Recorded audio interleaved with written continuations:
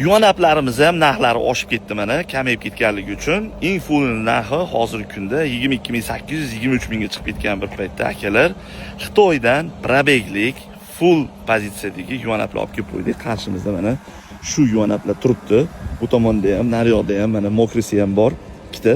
Qolgani narda grey yuvanaplar 4000 dan 8000 kilometrgacha yurgan masofa. Mashina hamma yog'i joyida, toza.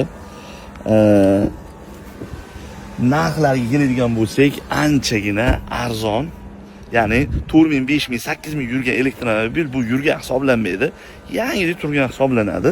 Yilini ham ko'rishingiz mumkin. Yillari ham 25-yil akalar. Yilda boshida chiqqan smart mashinalar. Yurgan o'sha 4000, 5000 yurgan, bemalol tekshirtirib olinaveradi.